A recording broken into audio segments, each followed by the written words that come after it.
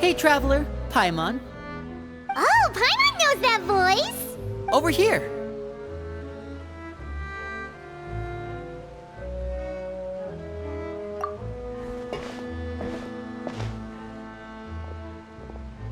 To borrow one of the more popular turns of phrase at the moment, this appears to be quite the fated reunion.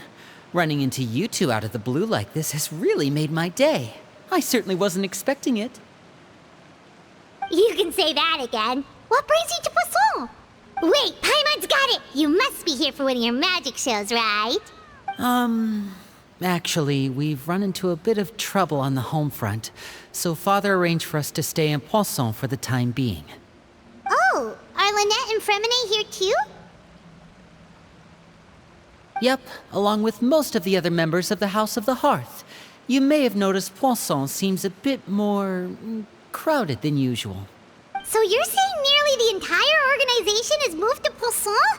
Sounds like you've run into way more than just a bit of trouble. What's really going on? Well... Since the two of you are so curious, perhaps I can fill in the gaps. You scared Paimon half to death! Father, you're here. You know... on second thought, maybe we don't need to know? It's all probably super confidential House of the Hearth stuff, right? We totally weren't trying to pry or anything. No need to be nervous. I could sense your genuine concern from your conversation just now. Of course, I can also understand your confusion. Sending so many Fatui here to Poisson, it's only natural that some might suspect an ulterior motive to be involved. I understand. I'm well aware you've had your fair share of confrontations with the Fatui in the past, and I can't exactly guarantee that we'll remain on good terms in the future. As for right now, however, I would say we have little reason to be at odds, wouldn't you agree? The House of the Hearth could stand to be more open with those who have worked so closely with us in the past. As for the issue at hand, well, it hardly relates to any ulterior motive. To be frank, it all stems from a certain rumor circulating around the House of the Hearth. It's an internal matter. What sort of rumor? A rumor that a certain phantom child is hiding away in the House of the Hearth. A phantom child? Ooh, just hearing the name is giving Paimon the creeps. A spirit that should have long ceased to exist is lurking in the shadows of the House of the Hearth. So I decided to bring the children to Poisson before continuing to investigate the situation. I expect I should be able to track down the spirit fairly quickly. After that, it's just a matter of resolving the situation, if you will. It shouldn't be much trouble at all. If you're curious, or if you still have some concerns, it might be advisable to stick around for a few days. I'm sure the children would be exceedingly pleased to welcome some visitors. Lyney, I'll leave you to entertain our guests. I have some matters to attend to. Of course, Father.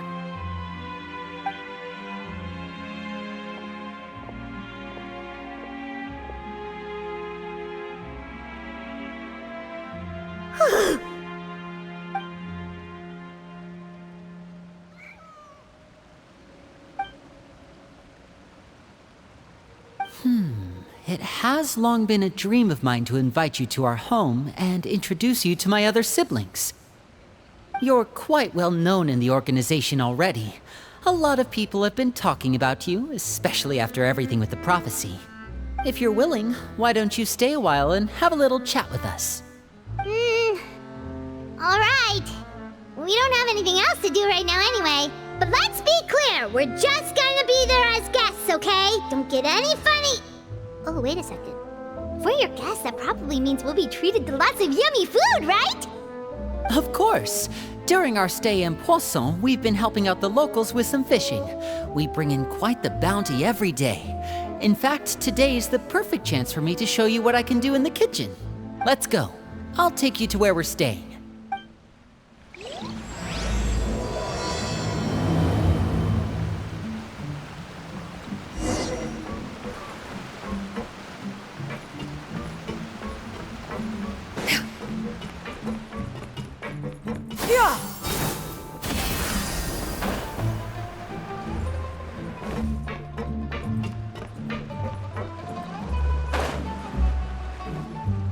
We rented this house from one of the locals to use as a temporary base. I'll come back later and tidy up a bit. After that, it should be all ready for you to stay in tonight. Awesome, thanks! So, where are we off to now? Well, when I happened to run into you two earlier, I was actually in the middle of distributing some supplies.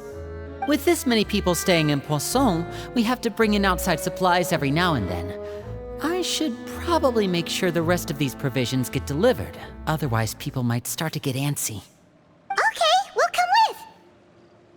There are all sorts of rumors about your organization floating around out there. Paimon's not sure if she could even take a wild guess as to what's true and what's not.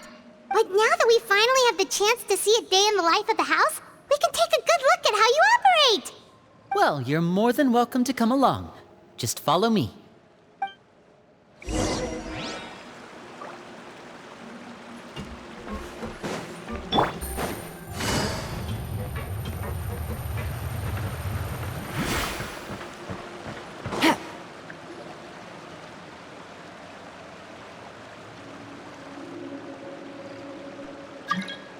Lyney! You're finally here. The supplies. I'm assuming you've... Brought them with me? Yep, here you go. Hello? Something caught your eye? It's the Traveler and Paimon! No way! Come here, everyone! Hurry! The Traveler and Paimon are here! One at a time, please. Don't crowd around them all at once.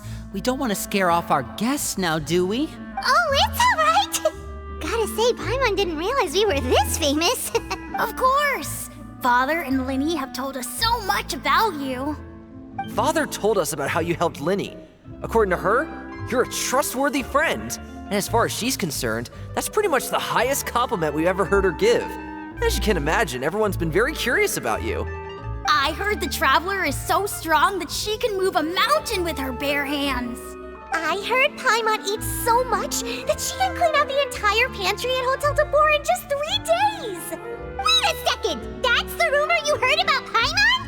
Oh, not cool at all! Oh wait, when guests visit, you're supposed to give them gifts and stuff, right? Oh, we don't need something like that. Besides, we don't have anything to give to you! Come on, we insist! I can give you some of my new potions. Just pick your poison. And by that, I mean medicine or actual poison. I've got both. Huh? Or maybe Shaplo can teach you guys about stealth! He's super good at it! He's never been caught! Ah, now that's not a bad idea. I know you usually prefer to fight head-on, but it never hurts to expand your bag of tricks, right? When it comes to eliminating your enemies, staying quiet can go a long way. Trust me, I would know. I was poisoned not too long ago, and I'm still dealing with the after effects. So I'm not quite as good as I was before, but I can still give you some pointers. Wait, when you said gifts, Paimon didn't think you meant poison and stealth tactics. But those are the best things we can give you. You don't like them? Ooh, how about this? Tell me the name of someone who really annoys you, and we'll teach him a lesson for you. All right, Fold, Selwar. I think that's enough suggestions for now. When it comes to being a good host, it's the thought that counts. You don't need a physical gift to make our guests happy. In fact, pestering them with suggestion after suggestion might make them more annoyed than anything. I would say your enthusiasm has certainly gotten across. Really? Awesome! It's been so long since we've had guests to play with. If there's anything you need, just let us know. Yeah, especially if it's poison or something. I've got all sorts of potions for that. Well, we'll talk to you all later. We've still got supplies to distribute. All right, see you later.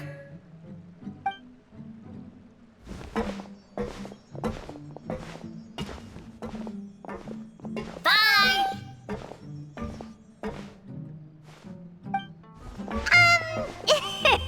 Lyney, about all that poison and stealth tactics talk just now. Scared you, did it? That kind of talk comes with being part of the House of the Hearth. When Foltz was really young, he strangled all of his family pets, just out of curiosity. He was labeled a dangerous problem child and was abandoned by his family. Elwar has an unnatural obsession with potions. Father has forbidden her from trying all the different concoctions she comes up with, but she still tries to test them in secret.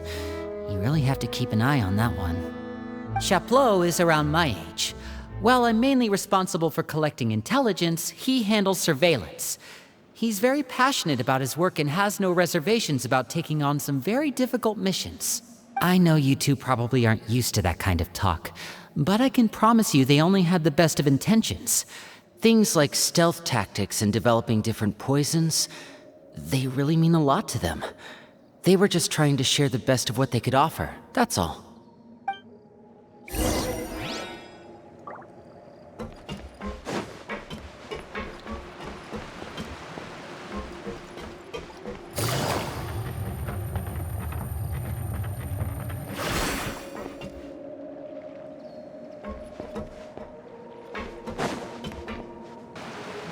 Filial, supplies are here. Thanks. And who are these two? Outsiders? Allow me to introduce you. This is the Traveler and Paimon. Oh, you're the famous duo I've been hearing so much about. It's nice to meet you. I heard you've traveled to all sorts of places. Is that true? Of course! We're making our way all across to that! Oh, good for you. You must be pretty familiar with Fontaine by now then. Have you seen the new opera that started running recently? I think it's called... The 4,000 Thieves? Oh, this is the first we've heard of it. It seems like it's going to be fantastic. From what I've been able to tell from the posters, anyway. You should definitely check it out if you have the time. Oh, and there's the Blind Maiden, too. That one is supposed to have audience interaction. Seems pretty interesting. After this mission is over, I think I'll go get a manicure. Oh, maybe I should dye my hair. Wonder how much it'll cost. Is it just Paimon, or do these two seem much easier to get along with than the others? Looks like the House of the Hearth has some normal members after all. I heard that. Oops. I'm guessing you're referring to Foltz and the others? Yeah, we're definitely not all like them. I bet those crazies are practically foaming at the mouth right now. I'm sure they just can't wait to get back to Snezhnaya to carry out the plan. That's enough, Filial. Don't talk about family members behind their back, right? Whatever. Let's go. Guess this is goodbye then. If you ever have some time, we should go see the opera together.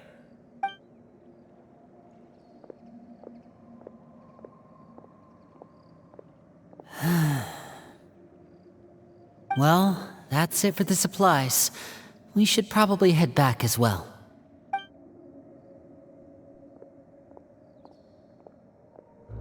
Well, they didn't seem too happy with each other. Seems like there could be something more going on here. You're right. We're only here as guests after all. Oh, Lyney's getting super far ahead. Come on, let's catch up.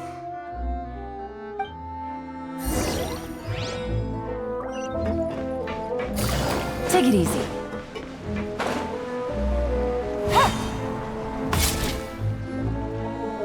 So, what do you think of the members you've met so far? Well, Father is always encouraging us to be strong-willed and independent. So if there's one thing we've got, it's people who aren't afraid to speak their mind.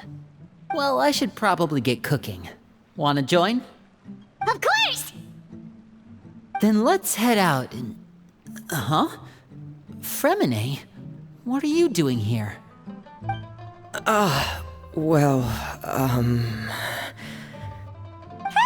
Nice to see you again! You too. I heard you're here as guests of House of the Hearth. Welcome. We were just going to make some food. Why don't you come along? I could use some help in the kitchen, and I seem to remember you mentioning you wanted to make seafood soup for the traveler in Paimon. Seafood soup? Oh, Paimon's drooling already. Were you looking for something just now, Freminet? Maybe I can help. It's nothing. I just wanted to see if there were any extra supplies. Yeah, we've got some left over. What do you need? Some food and water, and some clean cloth, if possible. No problem. Give me a second here. Food, water... Wait a minute. What do you need all of those for? You're not on any missions as far as I'm aware, and you were just going to come eat with us. So what's this all about? I thought I'd grab an extra portion because I get hungry at night. Could be because I'm growing, you know, and... Freminet, you remember what I told you? You're not like me. Your lying skills still need some work. Tell me what's going on. Is it really bad enough that you have to keep it from your own brother? Maybe it'll be better if we gave them some space. This is the first time I've seen that kind of look on your face. Whatever happened, does it have something to do with Father? Yes. Just follow me.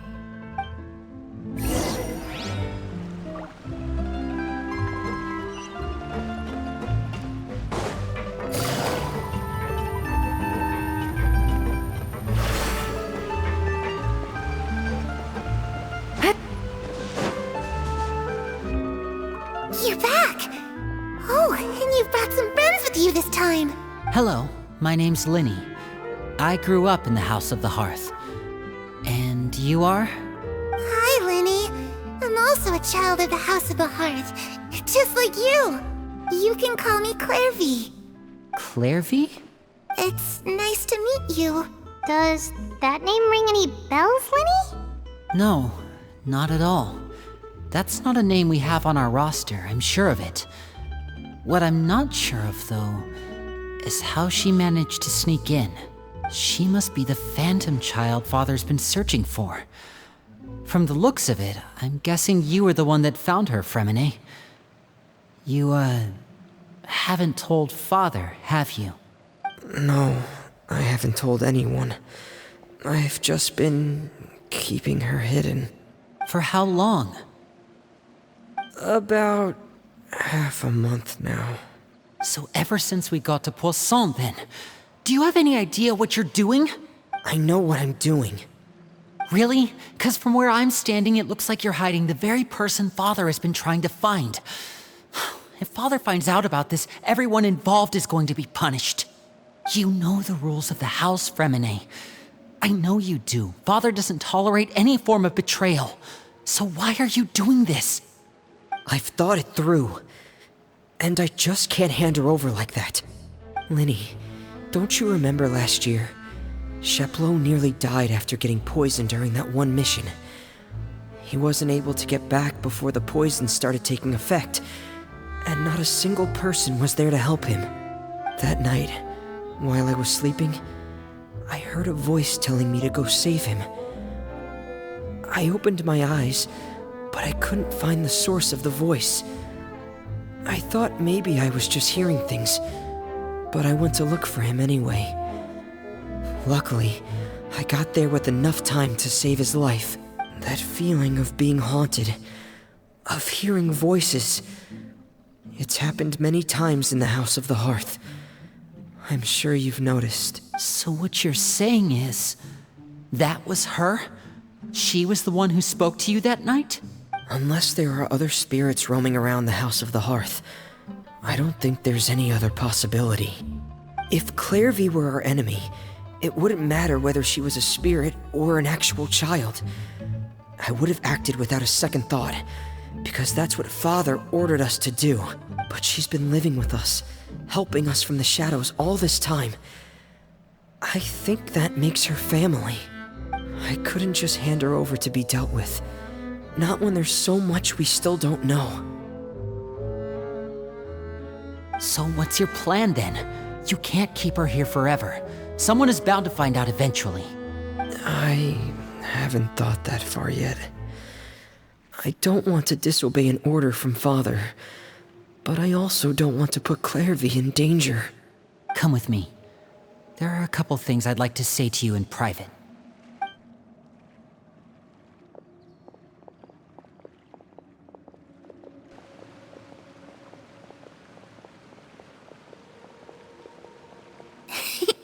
Those two sure care a lot about each other. Well, they got a funny way of showing it. From where Paimon was floating, it sure seemed like they were about to bite each other's heads off. No way! They have a really deep bond. I could tell right away, 'cause I also have a friend like that. I just don't know how long that kind of bond can last. The darkness in the house runs deeper than you can imagine. No one can get out alive. I'm sorry, Lyney. I really didn't mean to drag anyone else into this. Oh really? You didn't mean to? 'Cause I for one wish you did. Huh? What do you mean? You know, when we were younger, you didn't call me Lyney. You called me brother, just like Lynette. We grew up together, the three of us. We were all orphans, all rescued by Father. Of all the siblings in the House of the Hearth, I think our bond was the closest. Later on, when you started calling me Lyney, I wasn't actually surprised. After all, Lynette and I are related by blood. We've had to depend on each other to survive long before we joined the house. Lyney, The darkest and most difficult moments of my life happened before you and I had ever met. I'm sure that's true for you as well. Even so, Freminet, we've stood by each other for all these years now, and to me, that means more than blood. You and Lynette are the most important people in my life.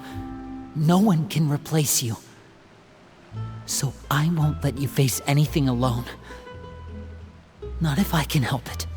Oh, looks like things are getting kinda heated between Lyney and Freminet. Maybe we should go check on them. Oh, it's raining. Hey you two! Hope we aren't interrupting anything. Like a fight, or... Oh, wait a minute, Freminet. You're not crying, are you? Is everything alright? everything's fine. Thanks. Well, we're all friends here, right? We've been through so much together, so if there's anything we can do to help, just say the word. It's just a small family dispute. It's not something our guests should trouble themselves with. In fact, it might be better if your stay ended here. What are you getting at, Traveler? When guests are around, families are often on their best behavior. And any disputes are less likely to escalate. That's what you're trying to say, isn't it? I just... Thank you. I was really hoping to keep you out of it. But even if I could think of some other reason to turn you away, I'm not sure I could convince you. I know things could turn dangerous, so I promise you this. From now on, I'll protect you like my life depends on it. Me too. Well, back to the matter at hand then. If we don't plan on handing Clervie over to Father, then our only other option is to solve the mystery of her identity before Father is able to track her down. That means finding out where she came from and what she's doing here. Then we can send her on her merry way and pretend like none of this ever happened. I've tried that already. And? And... nothing. I tried taking her somewhere really far away, but... after some time, she just reappeared. She even came with us all the way to Poisson. It seems like wherever the house is, she follows. I don't know much about spirits. Do you two have any ideas? Let's see here. Paimon remembers hearing something like, if you fulfill a spirit's last wish before they die, they'll let go of whatever's keeping them here and return to the ley lines. Oh, it's just that Paimon doesn't really remember where she heard that, so it's not guaranteed to work or anything. Well, sounds like it's worth a shot. Guess that means we should go ask her about her wish. But first, Freminet, I need you to promise me something. What is it? I need you to promise me that this will stay between the two of us. We're the masterminds behind this whole thing. No one else gets involved. Of course. I promise. All right. Then let's seal the promise just like when we were kids. Fist bump on 3. Ready? 1, 2, 3. I swear.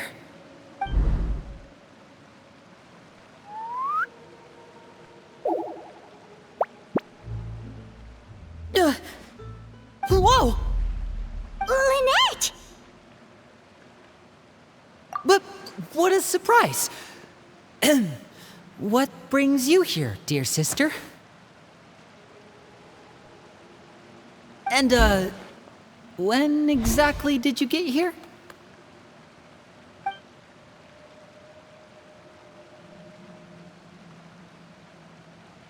You're an idiot, brother.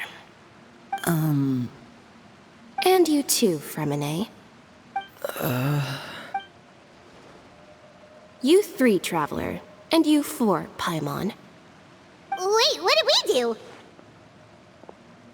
I've seen Clervie around the House of the Hearth before. I hadn't seen her in Poisson, so I figured she must not have come with us. But it turns out, you were just hiding her.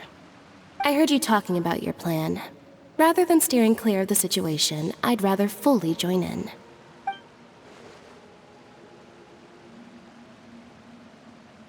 If you don't agree, I'll have no choice but to report everything back to Father. Simple as that. You're not giving us much wiggle room here, Lynette. Well, I guess we're all in this together then. After we talk to Clervie, we'll figure out our next move. There's no time to lose. Let's go.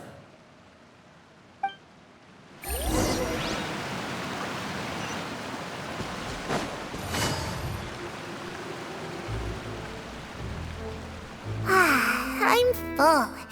Thank you for bringing me this food, you guys. She said she's full, but the food doesn't look like it's even been touched. That's right.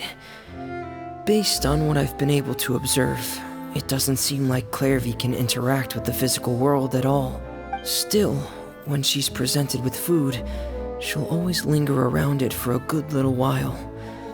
Maybe, in her mind, she really is eating those things.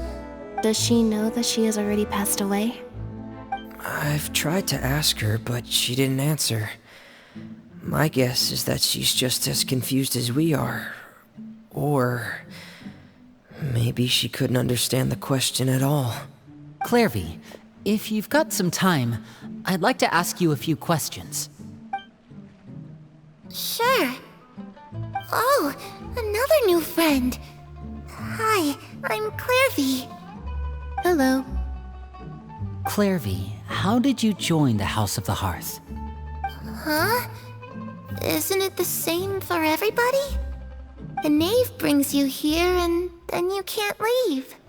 It's just that your name, it's not on the roster. And I've never seen you before. The roster? Oh, I get it now. I think there might be some things you don't know about this place. The people in charge, they're not as nice as they look. They say they keep a roster, but it's not complete. There are a lot of people who aren't on it, and never will be. In this house, some people are family, and other people are just test subjects. Those kinds of people aren't ever going to get a place on the roster, unless It's the roster of people who've been executed. Wait, does that mean the Knave... She... Is there anyone that can vouch for you? Perrie, she's my best friend. She's the only one I trust in this place. Have either of you heard of that name before? No. Me neither. Clervie, Perrie. Neither of those names are on the roster. But it seems like she's telling the truth. Either that, or this kid's already got a bag of tricks bigger than mine. Maybe we should try a different approach. Clervie, do you have a wish? A wish? It can be anything you want. Just imagine. It's your birthday, you're blowing out the candles, and your wish is...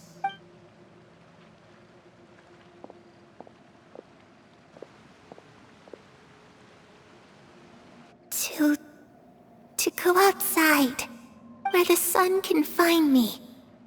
That's... it? Well, that sounds easy enough. The darkness in the house runs deeper than you can imagine. No one can get out alive.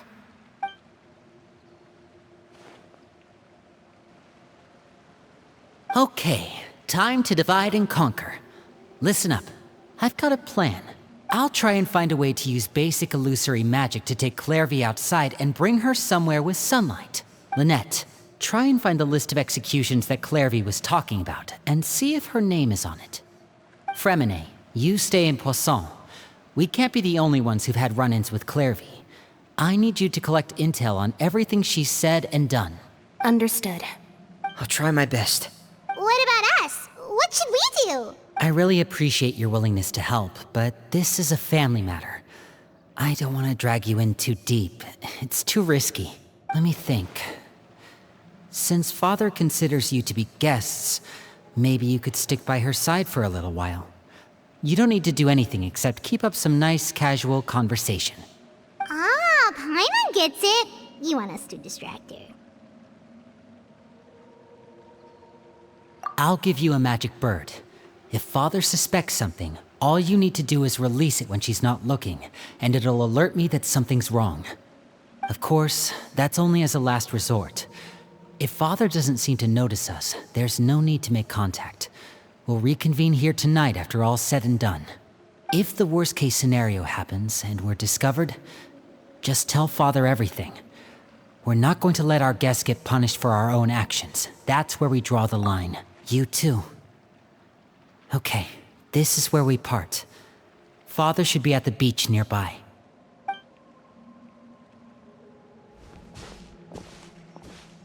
I really hope this goes well.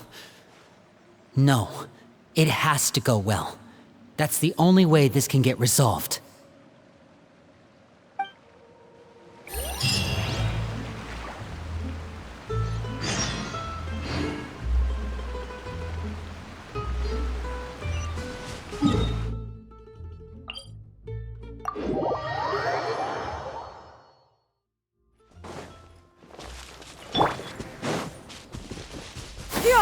Skyward! Scatter!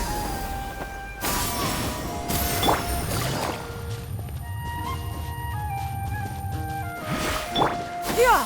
Skyward! Skyward! Scatter! It's the Knave! And... child! Hey, aren't you supposed to be in Snezhnaya recuperating? What are you still doing in Fontaine? Oh, it's you two.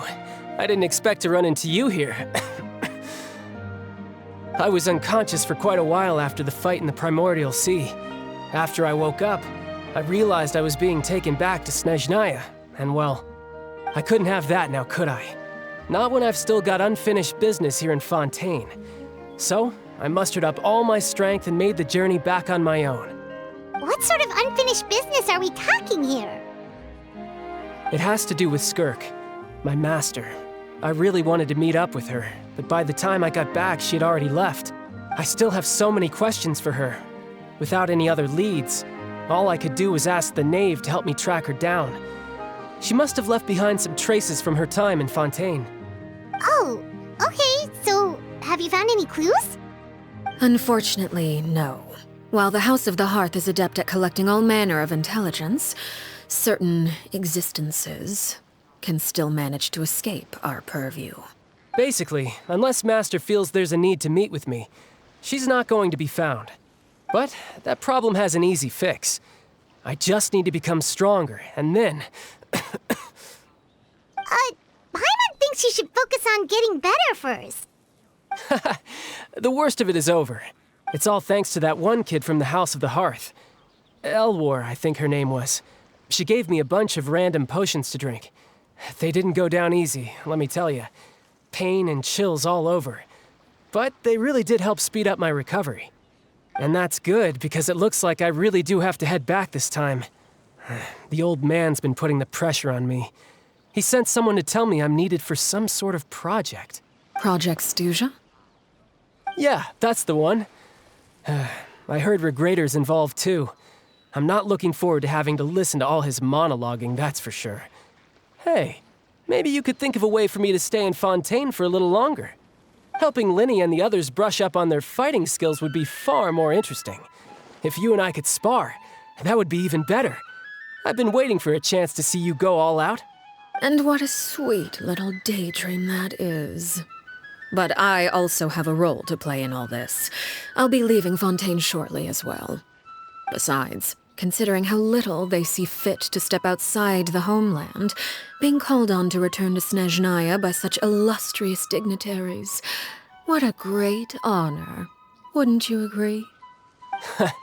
One I could do without, I'd say. Is it just Paimon? Or does it kind of seem like they're... So, dear guests of the House of the Hearth, to what do I owe the visit? Well, we just... Right! We're super close to Lyney and the others, but we still don't know much about you! Is that so? Introductions have already been made, have they not? Oh, well, you see? There's only so much you can learn about someone from a short introduction. At least tell us something a little extra, like... Why do you call yourself father? Good question. I'd also like to know. The fact that you have to ask tells me our intelligence work has been quite successful. Telling you the answer to that question would only serve to undermine that success. And we can't have that, now can we? Spoken like a true diplomat. That was some expert sidestepping right there. Well, if there's nothing else, I think I'll take my leave. I still have a small matter to resolve at home. Wait, don't go!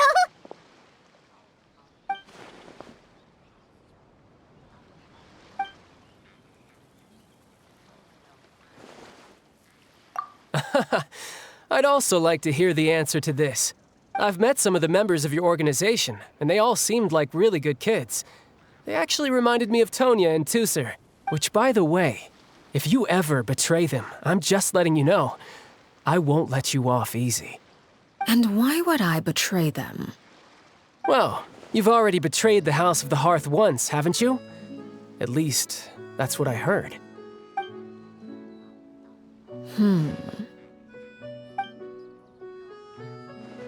Okay, I admit.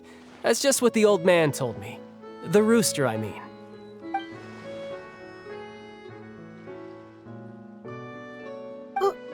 Wait, did you really do something bad to those kids? Never mind what I've done. I'm more curious as to what the mighty rooster had to say. Care to enlighten me? Well, nothing much. Just some stuff about you taking out many other members of the House of the Hearth, and even going so far to attack your own family. I see. Based on your reaction, I'm guessing it's all a bunch of lies. Hardly. I don't appreciate his particular turns of phrase, but I suppose he didn't say anything untrue. Although, it would be more accurate to say that there is a certain level of prejudice involved, but I don't intend to clear that up just yet. Prejudice has a funny way of concealing the real truth behind certain things, an attribute that I find to be quite advantageous. Call yourself a Fontainian, for example, and people will assume all sorts of things, when the real truth is that this is simply the land where I was raised. Huh? You're not actually from Fontaine? But then why did you try to help out with the prophecy and everything? I was trying to protect the children born in Fontaine. Claiming that I myself was a Fontainian simply made it easier to operate. People would hardly suspect a fellow Fontainian of having any ulterior motives. Who wouldn't want to save their homeland after all? The primordial sea wouldn't have any effect on me, but it would have caused great harm to the House of the Hearth. Well, you wanted extra information, didn't you? There you go. I hope that satisfied your curiosity.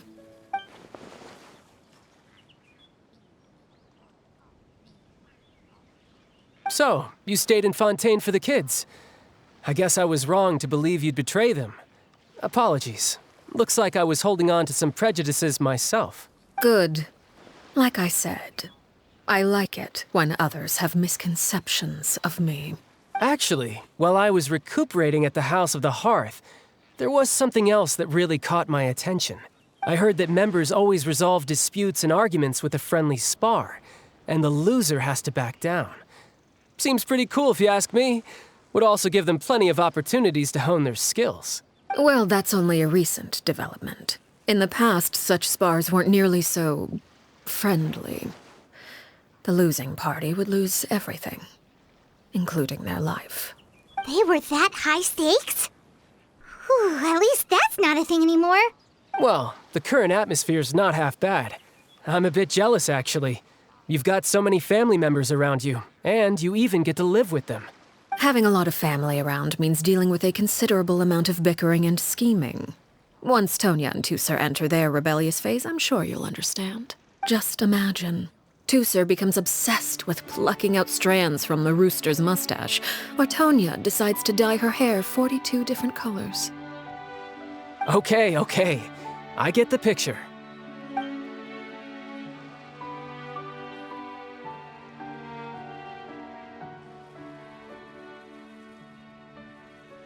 Well, would you look at the time? I should probably get going. Traveler, Paimon, I'm not sure where our paths will cross next, but the next time we run into each other, we should definitely try and find some time to spar. Again, maybe this is a conversation we can have when you look less like you're gonna kill over. All right. Well, thanks for everything, Arlecchino. No thanks necessary. You also played a part in obtaining the Gnosis. I would say we can call ourselves even. I like the sound of that. Well, I'm off. See you all some other time. We should probably get going too. Do you want to head back with us? Oh? You want me to leave so soon? Oh, well, you see, I'm rather enjoying the evening breeze. If you don't mind, I think I'll stick around for a bit. I have some things to think about. Apologies for not attending to you like a proper host. Please forgive this slight. I do hope you'll have a pleasant stay. we managed to keep her distracted until nightfall.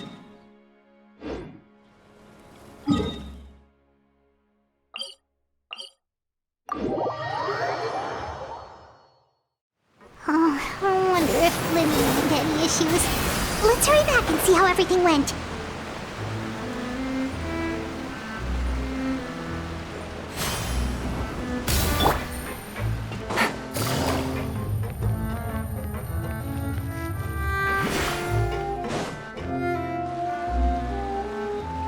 Lyney, how did everything go? Well, long story short, we ran into a small issue. Clervie can't go into the sunlight. Everything was fine at first.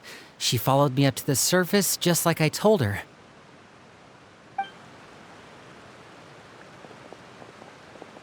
But as I led her out of the shadows and into the sunlight, she vanished. I turned around and there she was, standing at the edge of the shadows, silently watching me. Huh. Maybe she's afraid of sunlight, or... No, it wouldn't be her wish if that were the case. Well, we could always try pushing her into it. Oh, true. I've pretty much tried it all already. Nothing worked. Eventually, the sun went down, so all I could do was bring her back here. How did it go with you, Lynette? Good. I've got the list. It's right here. Really? Well, what are we waiting for? Let's take a look!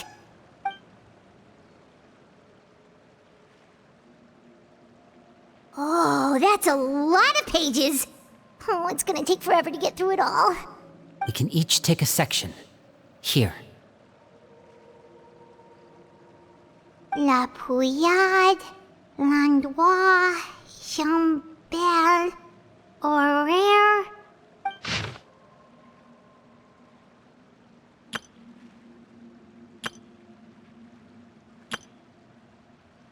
Oh, yikes.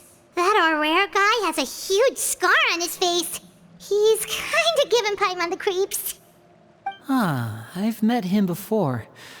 The scar is from an injury he received during a mission. I still remember him joking with me about it. He said any future lover would take one look at him and then lose all interest. Did he say anything else? Well, I asked if there was someone he was interested in. He said no, and that's where our conversation ended. It was only later that I learned he really did have someone he liked. He risked everything to escape so he could be with her, but it didn't work. Wait, so that means the Knave, It may seem cruel, but it's just one of the rules of the house. Betrayal is not to be taken lightly. We know too many secrets to come and go as we please. So if you do try to leave, you pay with your life. Her name's not here, huh? Well, that's not too surprising. It doesn't seem like this list is complete.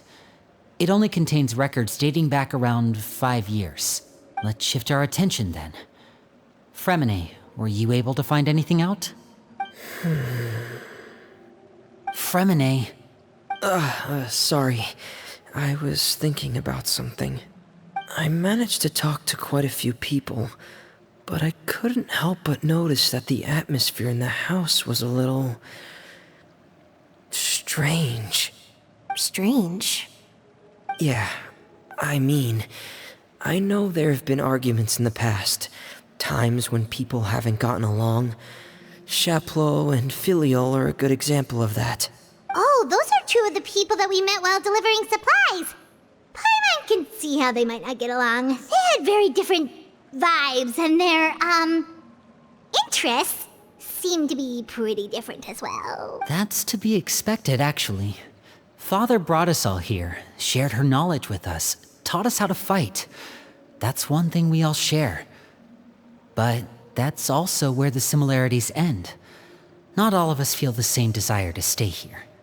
As members of the House of the Hearth, we're also considered part of the Fatui. And to a lot of people, that's an identity they never asked for. Certain members get older and realize they want something else for themselves. But considering the rules of the house, most people would never say that out loud. People like Chaplot and Foltz are loyal to Father and her vision. They're proud to be part of the Fatui. Filiol and Nantoy, on the other hand, well, they aren't quite as enthusiastic. These kinds of conflicts have always been there. It's not like Father is in the dark about any of this. Well, that's true. But it just feels like things have gotten worse lately. Filiol and the others, it seemed like they were meeting in secret to talk about something. I can't say for sure, but I think they've met Clervie. You think she's been inciting them to act out? No, not exactly. But I wouldn't be surprised if she said something to them about the darkness in the house and how deep it runs. told me about it before. Experiments being run on children. People being used as pawns on the battlefield without so much as the strength to survive. And they just believed all that? Without any evidence? Clervie's words probably gave them the excuse they were looking for. Whether they actually believe them to be true is secondary. This is all because of Project Stoua, isn't it? Whoa. Hold on a second. What's this Project Stoua all about, huh? This is the second time it's come up now. Sorry, but I'm not sure of the details either. I only know what Father has told us, which is that it's something the Rooster and Regrator have been working on together. Apparently, it has to do with the Fatui's strategic plan for the future. Because the House of the Hearth was so successful in obtaining the Gnosis, we now have the honor of playing a key role in Project Stoua. Wait, but isn't that a good thing? Key role is just another way of saying dangerous role. To us, the whole thing is an inconvenience. Father thinks so too, but she's in no position to refuse. Their plan isn't exactly unreasonable, and they've been funneling the house a lot of funding. It's just that we'll lose a lot of members in the process. Participating in the plan, it's an honor in name only. What they're really trying to do is subdue us. The existence of an intelligence organization outside their control makes them feel uneasy.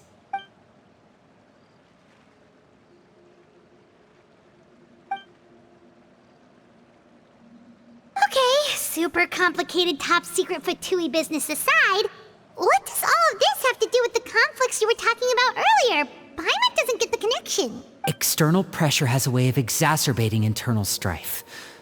You can't overlook the power of fear either. People are afraid of dying, and that fear is often the impetus for a lot of stupid decisions. I thought resolving the Clervie situation would make everything go back to normal, but it looks like things are more complicated than I thought. If we leave Filiol and the others to their own devices, sooner or later, Father will be forced to take action. We can only focus on one situation at a time, brother. You're right. Even if we confront Filiol and the others, it won't do any good. It might even make matters worse. We should focus on Clervie for now. Well, it's getting late. We should head back and get some rest. We'll try again first thing tomorrow. Lynette, you stick with me this time.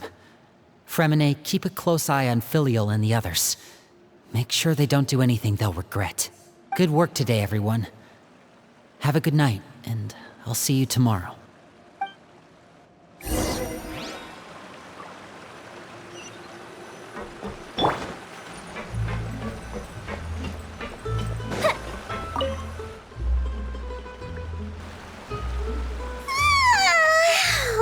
I'm always looking forward to an early night, but she can't sleep at all.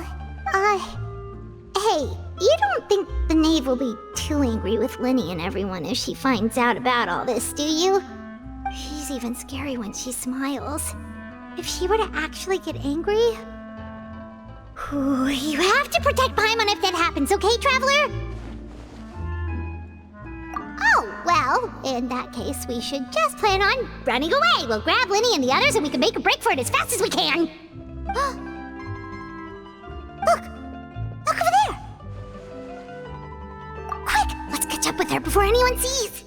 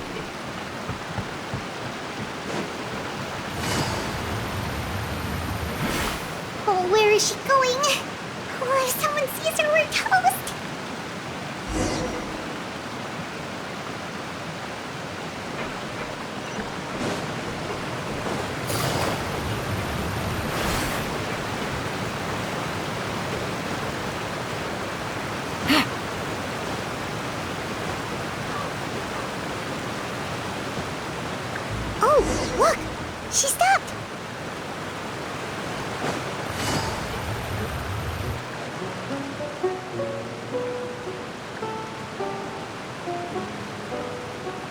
Clervie! Shh. I opened the window while no one was looking. Look how pretty the outside is. If only I could have more than this. You probably think I'm being silly, huh? All this hopeless resisting.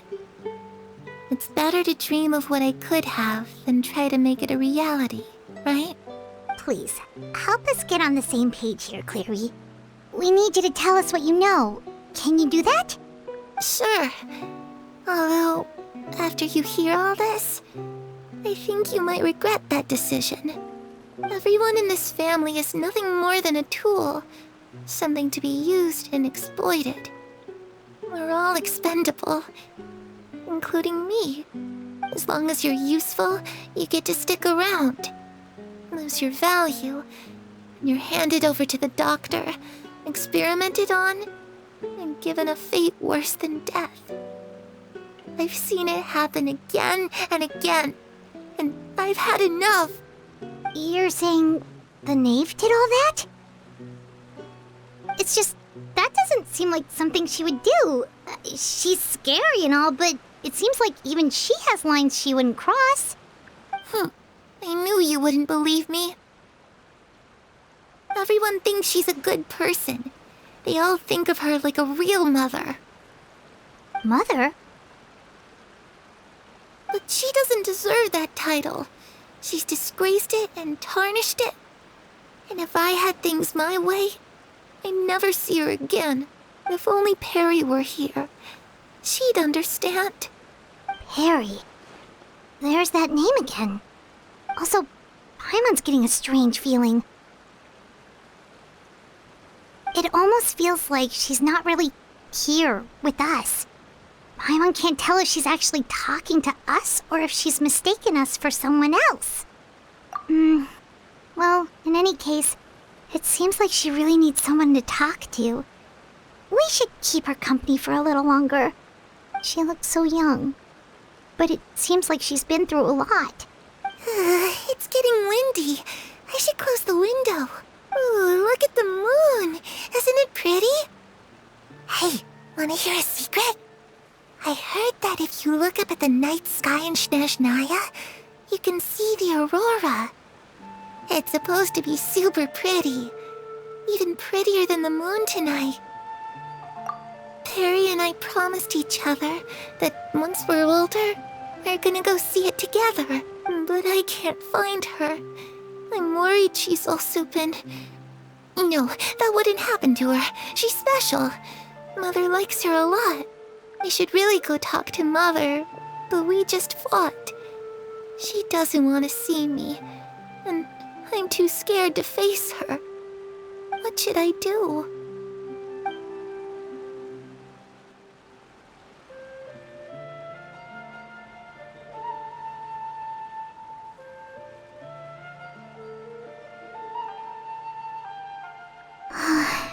Paimon really doesn't understand what's going on with her.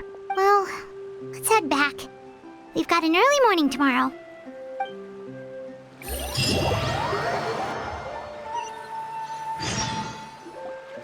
All right, looks like we're all here. Let's go ahead with the plan. Oh? What is it? What makes you ask that?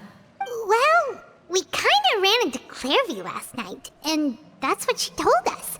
We met the doctor back in Sumeru. He's super dangerous, and he's done all sorts of bad things. It's possible that Father and the Doctor have had certain dealings, but I don't think Father would work with him. We're not really on the same side, so there's not a lot of trust between them. That doesn't exactly set the stage for a successful partnership. I did hear, though, that when Father first became a Harbinger, the Doctor offered to work with the House of the Hearth. Father rejected most of his proposals, except for one. It had to do with some sort of secret experiment. Secret experiment? Could that be what Clervie was talking about? I don't think so. I don't know any details about the experiment itself, but I do know it's an entirely independent operation. The doctor only proposed a direction for the research. That was the extent of his involvement. I still don't think that counts as working together. The details of the experiment are confidential, but complete records are kept on all participants. That doesn't seem to be the case with the situation Clervie referred to. I know you don't agree with some of the Fatui's methods, and I'm not asking you to. But I am asking you to trust us on this. The House of the Hearth has its own principles. There are certain lines we're not willing to cross. Alright, that's good to hear at least. Clervie seems to think the Knave and the Doctor worked together to do something horrible. If that turned out to be true, Paimon doesn't know how he would even face you guys. It's just that it doesn't seem like Clervie is lying either. The easiest thing to do would be just ask the Knave directly, but Paimon doesn't think she'd tell us. Father didn't come back last night. She's probably still near the shore. We'll be counting on you to distract her. Lynette, you're with me. Freminet, you know what to do. Be on your guard, everyone. All right, let's get to it.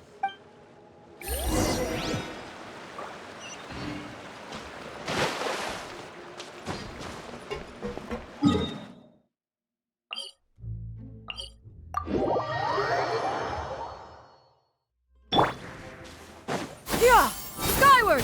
Scatter!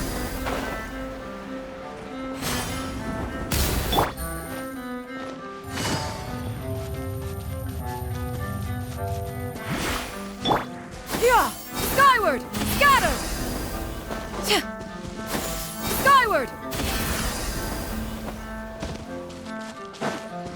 Yeah!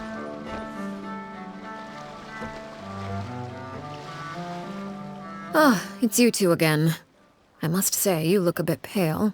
Did you have trouble sleeping last night? A little. Perhaps if you had less on your mind, you'd be able to absolve yourself of such troubles. So what are you planning to do now? Catch up on some sleep? Or should I give you some time to rack your brain for a topic to discuss before I ask any questions? Although I must profess to being curious. Without child here, how do you plan on distracting me? Us? Distract you? A good one. But no, we were just here for a chat. Looks like you could have used some extra time to think. No matter. If you don't have any other plans, why don't you accompany me somewhere? Don't worry. I'll be sure to steer clear of any scheming children. The ocean breeze is sure nice today. Children always think they can hide things from the grown-ups. But nothing gets past me. Least of all a little scheming. I think I'll let them have at it for a little longer. I can be very patient. Well, I'll leave you to think things over. If you're so inclined, meet me outside the Palais Mermonia. Good things come to children who do as they're told. So I do hope you decide to tag along. If only for your friends' sakes. What should we do? She clearly knows about everything we've been doing, and Paimon doesn't think it'd be a stretch to say she was threatening us just now.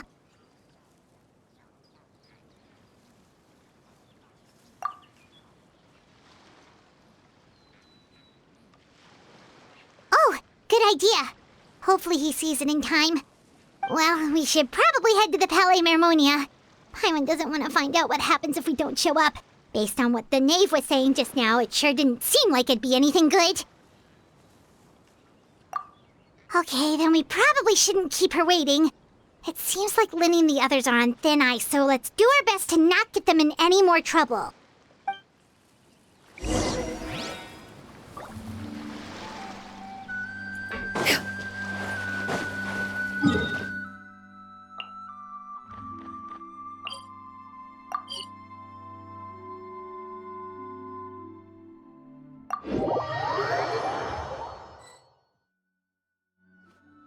Seeing as we still have some time before my meeting, we might as well enjoy some pleasant conversation while we wait.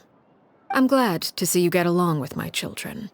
Being surrounded by good companions is necessary for a child's development. You're not planning on doing anything to them, are you? I assume you're referring to Lyney, Lynette, and Freminet. Although, there's that situation with Filial and Nentoy as well. It appears quite a few people have been acting out lately. No matter. I'm not one to discriminate. All those who betray the house meet the same fate. There are no exceptions. Does that mean you're going to kill them? Oh, are you here to beg for their lives? I'm sorry to disappoint, but the rules of the house change for no one. In my organization, everyone is responsible for their own actions. But don't you care about them at all? They really respect you. They even call you father. You must feel something for them. Any organization in which feelings come before principles is one destined for ruin. The House of the Hearth is hardly an exception. You could say our principles are more stringent than most. Perhaps I can offer you this consolation at least. As our guests, you two will not be held accountable along with them. I would imagine Lyney, Lynette, and Freminet will be able to keep their lives. As for Filial, Nentoy, and the others, I'm afraid there's little I can do. They can try to escape, but once you know our secrets, there's no getting out alive. But that's awful. Ah, you seem concerned. Out of consideration for my guests, I suppose I could turn a blind eye for a little longer. If Lyney and the others manage to dispose of Clervie in the meantime, all evidence of their wrongdoing will be lost. In that case, I could hardly punish them for something I couldn't prove. If their efforts are unsuccessful, on the other hand, all will be held accountable, and the punishment will be severe. Of course. Oh, and here, I believe this belongs to you. Do try and keep better track of it next time. It takes a considerable amount of time to train a bird like this. It would be such a pity if you were to lose it. Permanently. Wait, where did you get that? Well, I'm afraid that's all the time we have to chat. Now, for the matter at hand. I asked you to meet me here because I have business at the Palais Mermonia. It has nothing to do with you, but I think it would be prudent for you to stick by my side for the time being. There will always be time later to run off and tell Lyney what you've learned. Well, time to go. Looks like we wrapped things up just in time.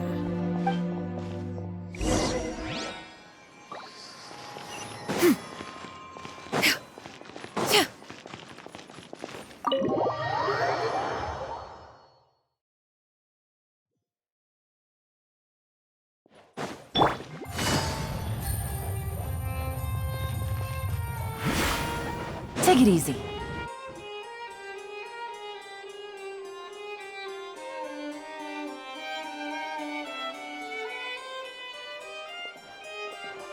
It's been a while, Monsieur Neuvillette. I must say, I wasn't expecting my meeting request to be approved quite so quickly. The Palais Mermonia operates with an efficiency worthy of admiration. It is only right that an esteemed diplomat such as yourself should be afforded the proper level of respect. Although, if I may speak plainly, I must confess that I did not anticipate we would have the occasion to meet again after presenting you with the Gnosis. I see you've brought the Traveler and Paimon with you as well. If I may inquire as to the purpose of your visit. I'll be departing Fontaine shortly. There is, however, an outstanding matter that I would like to see resolved before I go. It requires a rather lengthy explanation, I'm afraid. So I took the liberty of explaining everything in this proposal. Please review it at your leisure, Monsieur Neuvillette.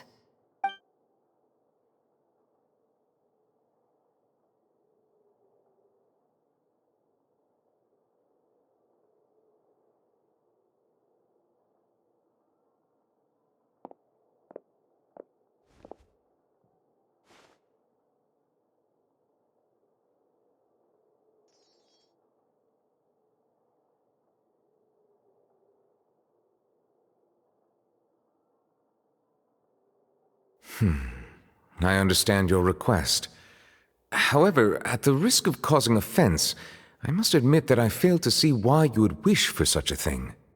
I heard you have a certain fondness for water tasting, Monsieur Neuvillette, so allow me to use water as an analogy. A family is like a large body of water with countless rivers flowing in and out. As someone who watches over this system, I would hope that each river that flows from the source will eventually reach the ocean. Of course, objectively speaking, I know this is impossible. Most of the rivers will dry up along the way, disappearing into the ground and leaving nothing but a barren riverbed behind. Not all rivers are destined to reach the ocean, but I would not see their existence rendered meaningless. I believe the water that flows within them is simply meant for a different destination, like a field in need of irrigation. Or perhaps the glass of a certain water-tasting enthusiast. Did you get any of that, Traveler? Your words paint an optimistic picture indeed. Allow me to remind you, however, few among us are willing to sip from a glass filled with tainted water. It may have been tainted at one point in time, but not to worry. I'll make sure it's strained of all impurities and returned to its cleanest form. I seem to recall there being a transactional aspect to your proposal. Perhaps you could expound on that? If you accept my proposal, Monsieur Neuvillette, I will gradually withdraw my forces from Fontaine. And, unless absolutely necessary, I will no longer carry out any special missions within Fontaine. I presume I can take your words to mean that, in the future, cases similar to the Tartuffe assassination will cease to cross my desk?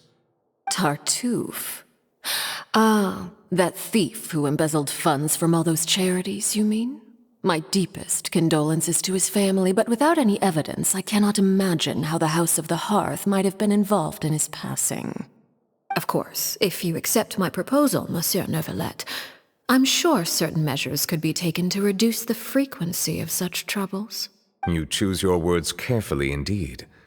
In that case, I am inclined to accept your proposal. My thanks for your generosity, Monsieur Neuvillette. Well, with that settled, we should be going now.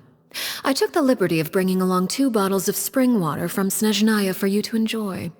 I do hope I get the chance to hear your impressions. Perhaps at our next meeting, yes? Indeed. I trust you would not overlook your commitment in the meantime. All right, Traveler Paimon. Time to go.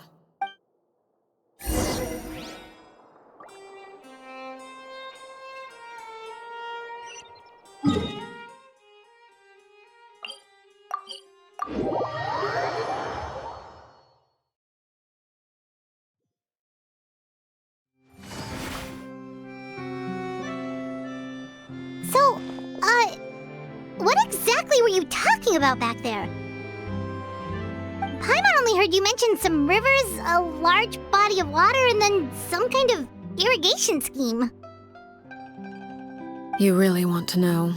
I would imagine there might be more pressing concerns at the moment. Lyney, Paimon really hopes everything's going okay.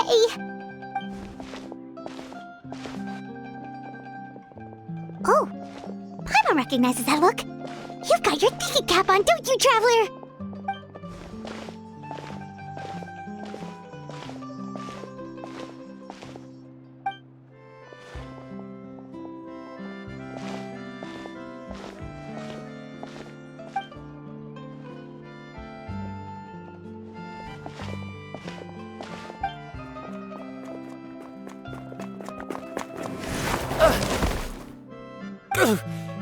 Oh, shoot.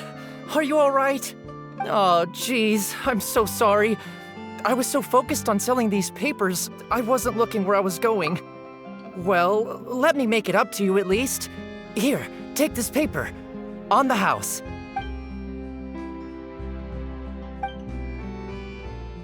Oh, you don't have to give us anything. Please, I want to.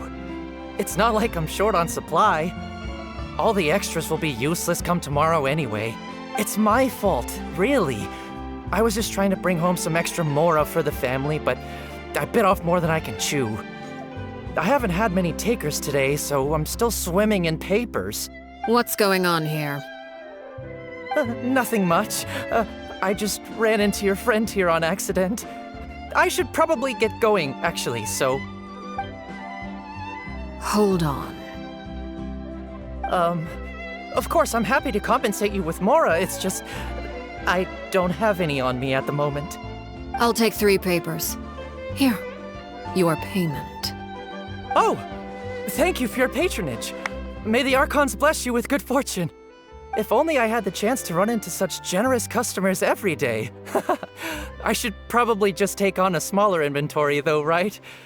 I'm getting married soon, so sometimes it's hard to not get ahead of myself. Anyway, I should head out. Goodbye! Well, now that my affairs are settled, we should take the boat back to Poisson. We've even acquired some light reading to enjoy along the way. Actually, why don't we stick around for a little longer? Paimon just realized how hungry she is. She can't head back to Poisson on an empty stomach.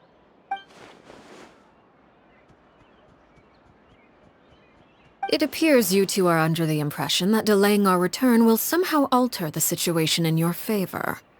I'm sorry to ruin your fantasy, but your efforts are meaningless. That being said, I could be persuaded to give Lyney some extra time. I just have one condition. If you agree to my request, I'll even answer some of your questions. You're quite curious about Clervie, are you not? And my relationship to her. Wait, why are you being so generous all of a sudden? You're not gonna ask us to do something bad, are you? You overestimate yourself. You don't have the talent for bad things. Then what can you possibly... The most important consideration in a negotiation is that both sides receive something they want. Demands and threats only get you so far. Wonderful. Here it is. When the time comes, make the choice that you deem most appropriate in the situation, and lend your help to the House of the Hearth. Okay, sounds normal enough. But what do you mean, when the time comes? When is that supposed to be? That is for you to decide. Then we have a deal. Follow me.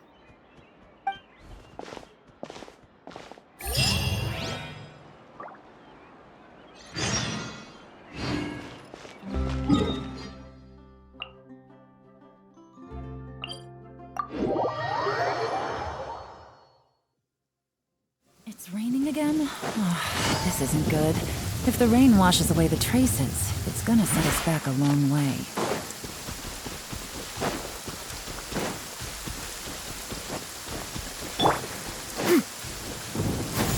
Skyward! Scatter!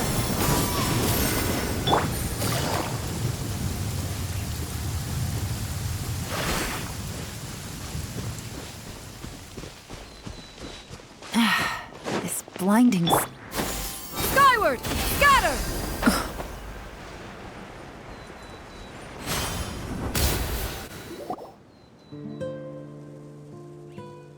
What is this place? Somewhere long forgotten by everyone. It used to be a grand building. Now it's nothing more than a pile of rubble. No one comes here anymore, nor does anyone care about what once happened here. Although, this place does have something to do with the story I'm about to tell you. It was before I became a Harbinger, and before Lyney and the others joined the House of the Hearth. Due to certain events, I first killed Clervie and then her mother. And this is where it all happened. You were the one that killed Clervie? Patience now. Allow me to explain Clervie's side of the story first. I'll start from the beginning. Clervie was 6 years old when she was brought by her mother, Crucabena, to live in the House of the Hearth. From the outside, it seemed like a fairy tale. A thriving family made up of kind adults and friendly children. Crucabena was the Knave at that time, and the House of the Hearth was under her control. She was Clervie's mother by blood, but she was also the mother to all the children in the house. Clervie was happy here, for a time. But she quickly realized that being part of this family wasn't a fairy tale at all. It was a kind of purgatory. Purgatory? Exactly. The House of the Hearth takes in war orphans from all over Teyvat.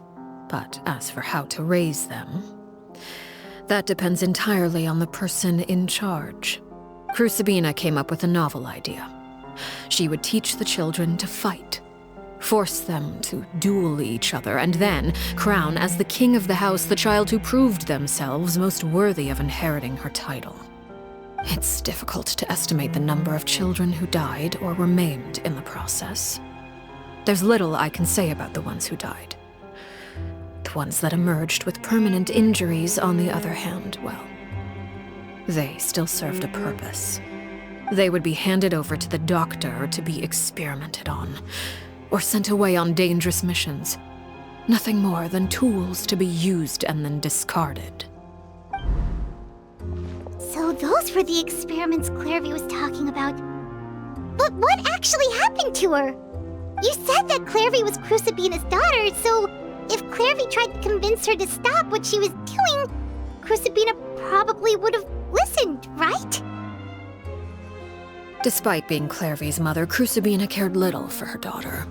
She forced Clervie to join the House of the Hearth only as a means to demonstrate her own impartiality as a mother, to prove that she treated all her children equally.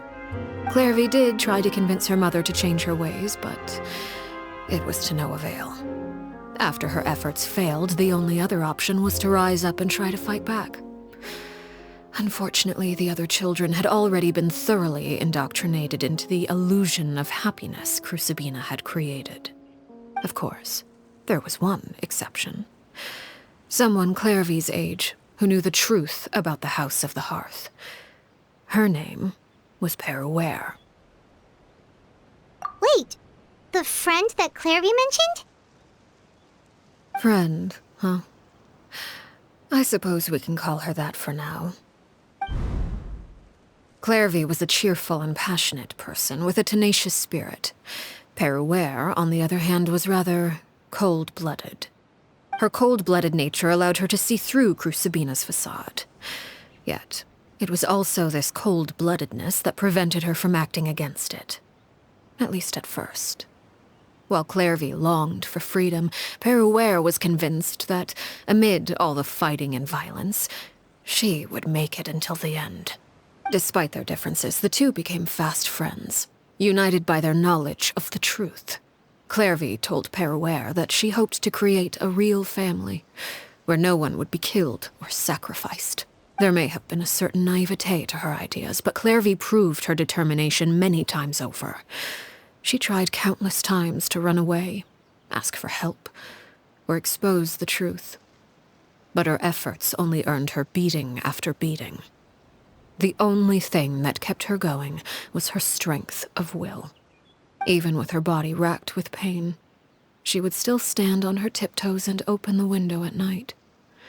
She and Peruere would look out at the moon together, a fierce longing for freedom shining in her eyes. But one day that light simply vanished. Oh no. What happened? Her hopelessness resulted from a culmination of things. 10 years had passed. 10 years worth of failure after failure. She and Peruere weren't children anymore, but finding any chance to escape still seemed as hopeless as ever. It was during this time that Peruere suggested a new plan. If escaping was out of the question, why not take down the very person sitting on top of this throne of lies? Mother herself. Clervie rejected that proposal. She claimed that, as a famous harbinger, Crucabena possessed an unimaginable amount of power. Trying to kill her would have an incredibly low chance of success. Clervie never gave another reason, but Peruere could see it written all over her face. Clervie still thought of Crucabena as her mother. Killing her own flesh and blood was a line she couldn't bring herself to cross. If she couldn't escape and fight back, then only one option remained. Precisely. Death was the only way that she felt she could be free. It happened during a duel. When she arrived at the dueling ring that day, her partner turned out to be none other than Peruere, the very person that had stood by her side all those years. It was a fierce battle, but ultimately, Clervie decided to let Peruere end her life. From that moment on, Peruere's journey was one written in flames. When the rain finally came and washed it all away, there she stood, the sole victor in Mother's endless game of slaughter, a trail of corpses strewn across her path to success. It was the very result she had predicted 10 years prior.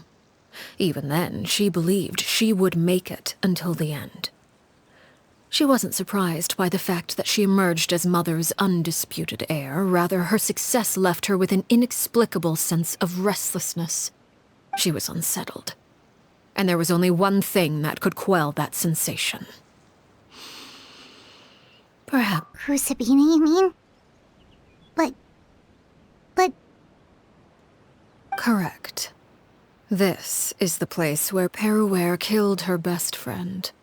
A mere year later, this is also the place where she fought tooth and nail to kill the mother they shared. The moment she acted, any conception of what was right or wrong ceased to matter. It's one of the principles of the house. Only those who survive get to write the rules. Peruere won the battle, and became a harbinger herself. After which Her Majesty, the Tsaritsa, bestowed upon her a new name. Arlecchino. So the Perrie Clervie was talking about... It was you all along. You're Peruere. Arlecchino is just a name you got later. I left that name behind long ago. I must say, hearing it now does bring back memories.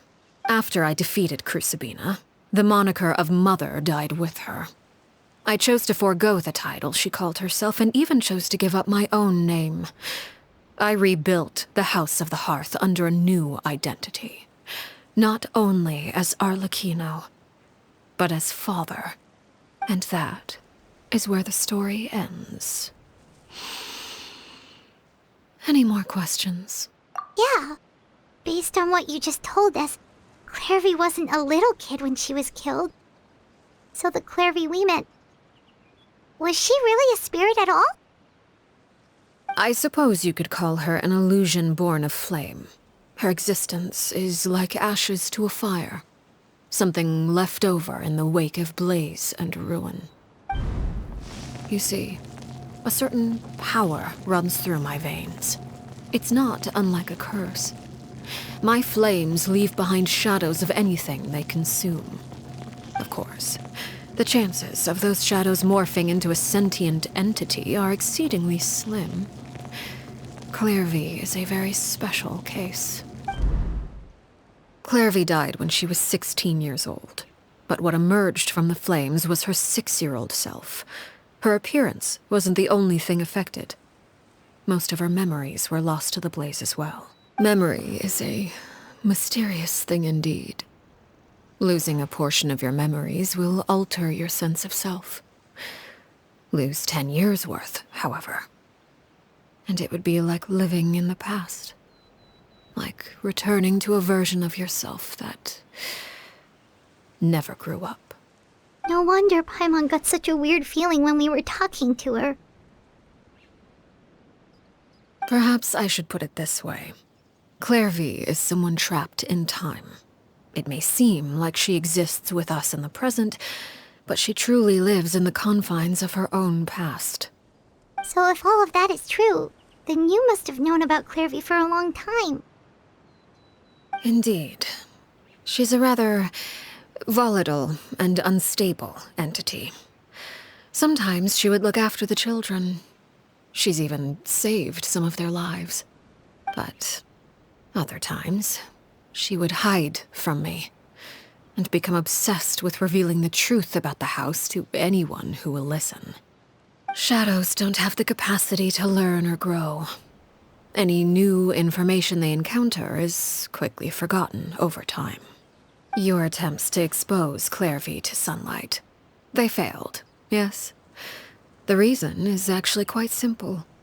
In Clervie's mind, the house is impossible to escape, and it is this very perception that traps her there. But no matter. All I have to do is kill her again, and all will be resolved. I don't anticipate so much as a single speck of ash will be left behind this time. Wait! Paimon can understand why you might want her gone, but isn't there another way? So what if she's trapped in her 6-year-old self? She's still your friend! At least talk to her first! It's too late for that. She broke the rules, and now she must be punished. That goes for Filial and Nantoy as well. She's had quite the effect on them. I hope you understand. The difference between Crucabena and myself lies in our formulation of the rules, not our policy for enforcing them. Upholding the rules without question is a trait we both share, because that is how a household should be run. Is this really what you want to do? Whatever could you mean? Don't you want to say a proper goodbye at least? Whether as a killer or as a father, there are two things that must be avoided at all costs: anger and sorrow. Anger makes you impulsive. Sorrow causes you to waver. Well, it appears it's about time to proceed. Before we arrived, I told some of my well-behaved children to bring our troublemakers here by nightfall. I do believe I've kept my end of the deal. I give your friends quite a bit more time. As for what happens now, we'll just have to wait and see.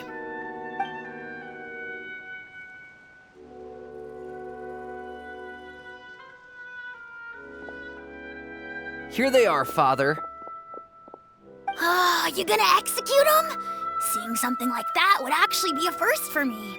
Lyney! I'm sorry. I heard about how you helped buy us more time. But I still failed. I couldn't find a way to fulfill her wish. Huh? Are you... Perrie? Indeed, it's been a while, Clervie. Perrie! Shh, stay right there. I'm sorry to postpone our reunion, but first I believe certain scores need settling.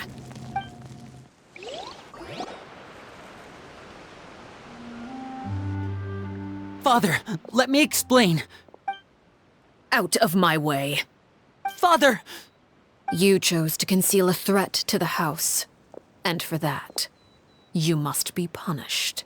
Overall, however, I suppose your wrongdoing is hardly the most egregious of the bunch, so I'll deal with your punishments later. As for right now, the more pressing concerns are the traitors among us. By traitors? Do you mean us? Father, let me explain. We didn't mean to... Fultz, why don't you share what you heard? Yes, Father. Secret Midnight Meeting number 3. Participants, Filial, Nantoy, Sato, Toddy. Nantoy clearly said, if only Father wasn't the one who took us in. Sato added, I'm sick of this life. I just want to live as a normal person. Filial was the worst of them all. She called us crazies and said a bunch of mean things about Father. I did not! You're lying! Fultz is trying to frame us.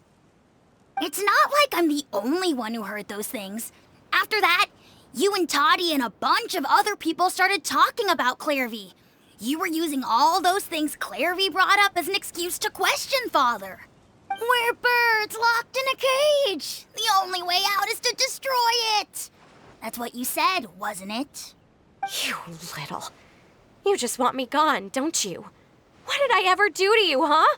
And you, Sheplo, have you forgotten who stood by your sickbed, watched over you, and changed your dressings?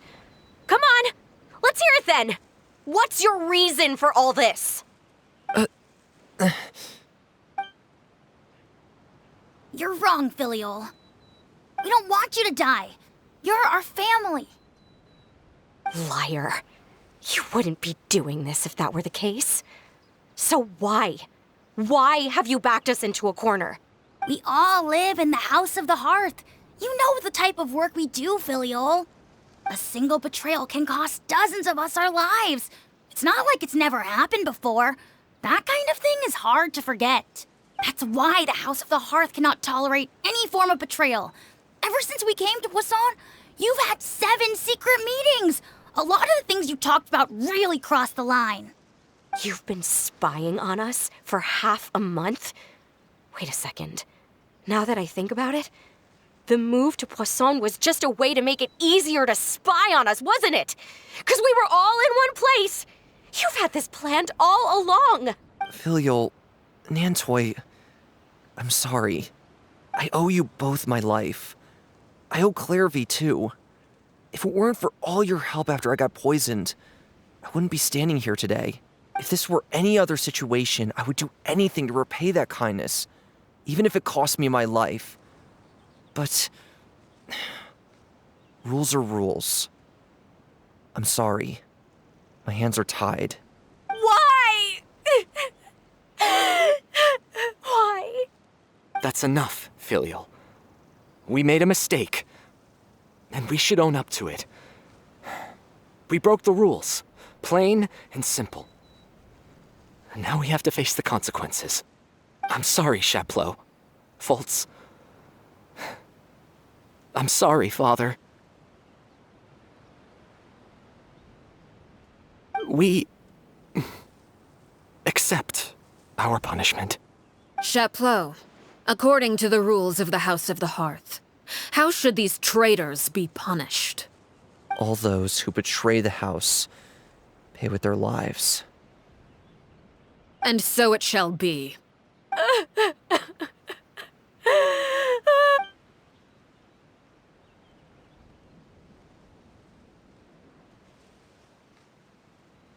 Father, please wait! Something you want to say, Lyney? Please reconsider, Father. What Filial and the others did, does it really count as betrayal?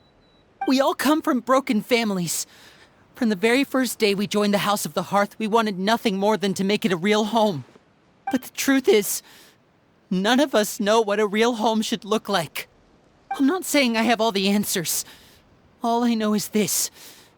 Killing Filial and the others may uphold the rules, but doing so will only bring us further away from being a real family than we've ever been. So please, Father, please reconsider. I agree with Lyney. Father, please.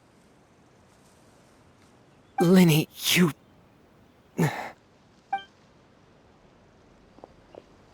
I also agree with Lyney. An order once given cannot be rescinded. However, given the extent of your determination, I suppose we shall have to go about this a different way. Draw your weapons and face me. Our weapons?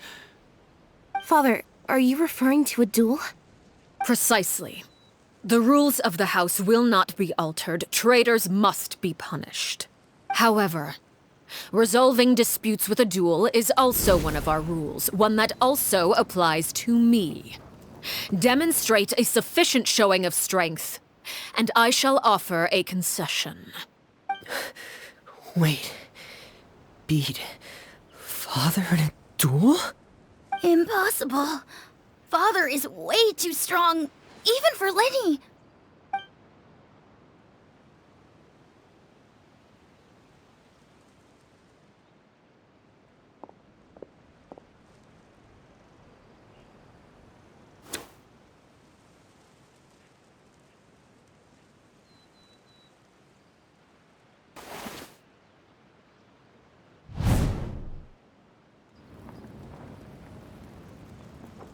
Did you hear that, Traveler?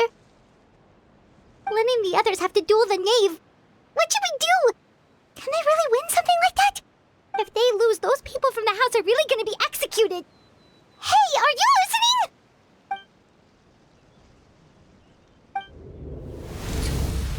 Don't you want to say a proper goodbye at least? Anger makes you impulsive. Sorrow causes you to waver.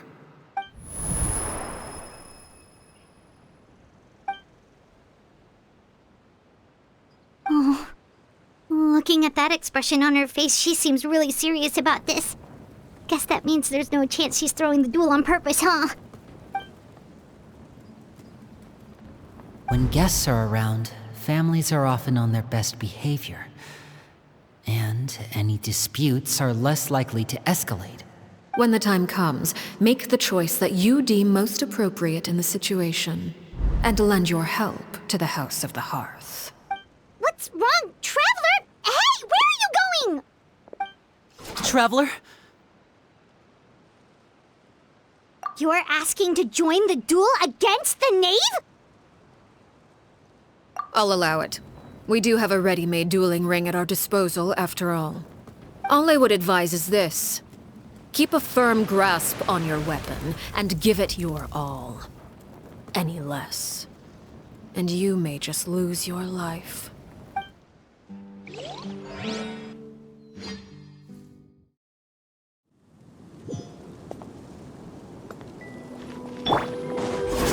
Take it easy. Here comes the catch.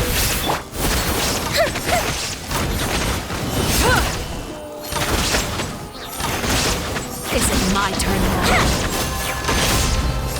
Now that— Watch out for Father's movements! Skyward! With Shine the fall down. of darkness, destruction shall rise. Have a taste of Purgatory.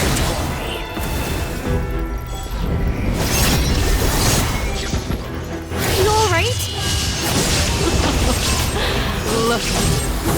Trapped like a bunch of helpless animals. There is no escape! Go Bishop down! If I really have to draw my blade, then... Look. Trapped like a bunch of helpless animals. Seize the skies! Closer now. Illusion shattered! Things are about to get dicey. Watch out for Father's movements! With these rising flames. Not bad. You've proven to be a worthy opponent after all. Yeah! Scatter!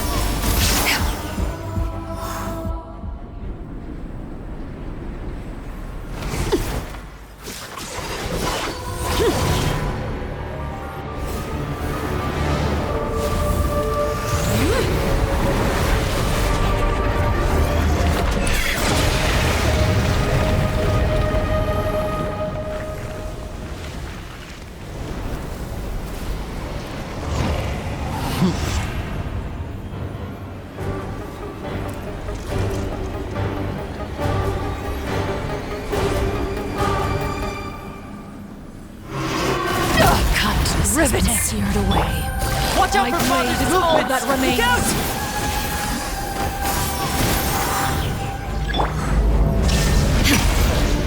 Your punishment Now you shall made perish. manifest. Quietly now. Now's our chance! Over here!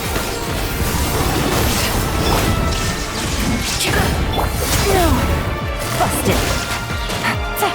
Here comes the catch.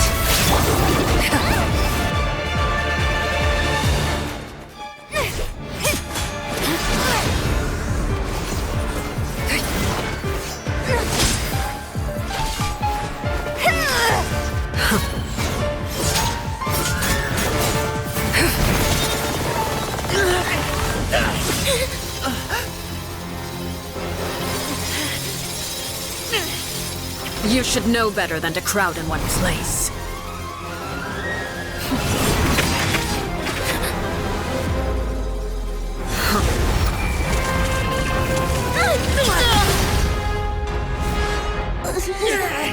Oh, I know. Now!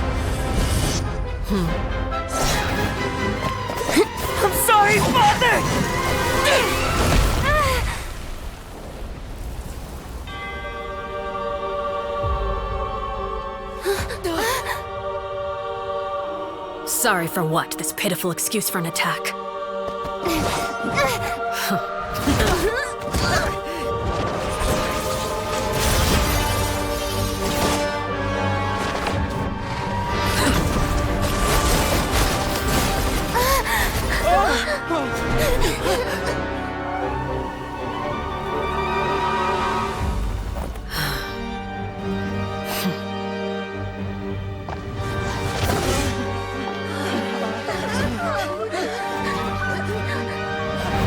Father, no!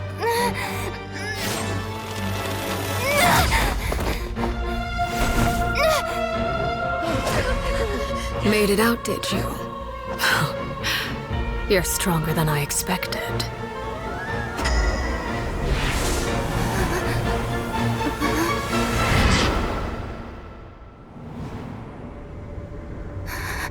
A crimson moon. I can't move.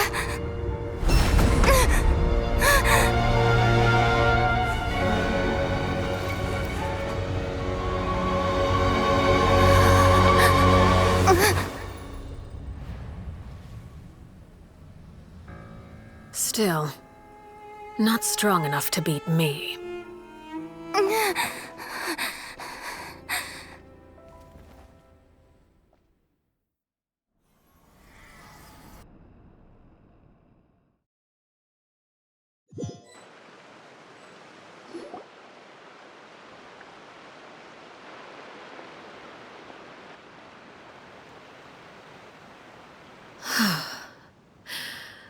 I believe we can end things here. It's not often that we get to enjoy the company of guests, after all. We wouldn't want things to get too out of hand. Brother, are you all right? Lyney! Given that I am the victor of this duel, as agreed, the punishment stands. No! I never thought things would end like this. However, everyone involved in the duel demonstrated a remarkable level of strength and determination. In light of this, I'm prepared to change the method of execution. Elwar, the bottled flames I gave you for safekeeping. Do you still have them? Yes? I wasn't sure what they were for, but I've kept them super safe. I didn't lose a single one. Wonderful. Then, in just a moment, I'll have you administer them. Bottled flames? Indeed. They're the product of a secret experiment. Under certain special circumstances, flames can be extracted from my person and preserved. Once ingested, searing pain will spread across every inch of your body. No harm will come to you physically, but your memories will be burned away. If you can withstand the pain. When you awake, you'll have forgotten everything you know about the House of the Hearth, and will be expelled from the organization. In other words, administering this concoction will kill the version of you that grew up in the house, and give you a new identity.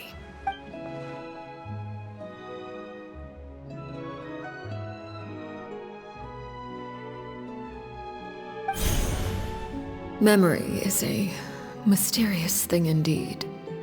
Losing a portion of your memories will alter your sense of self.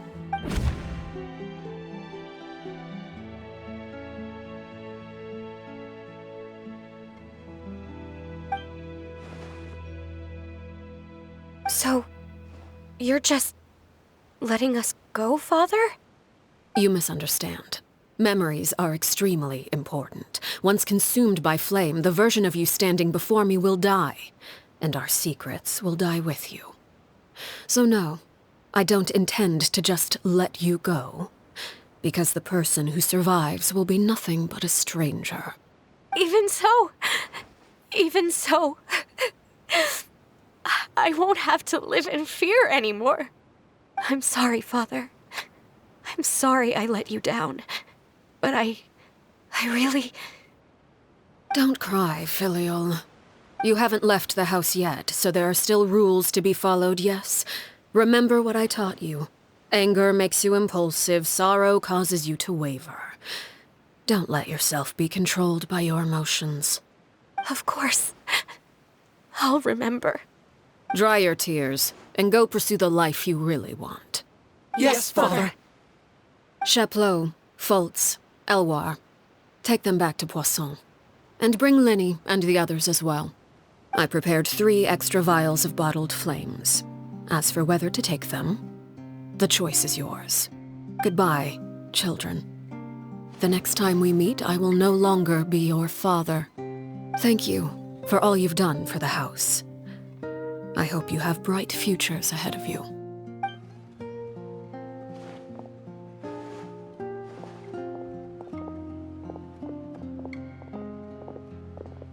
Father. Let's go.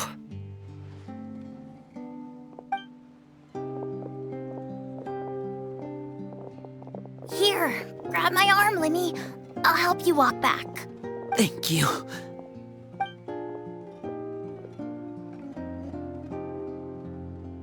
Clervie.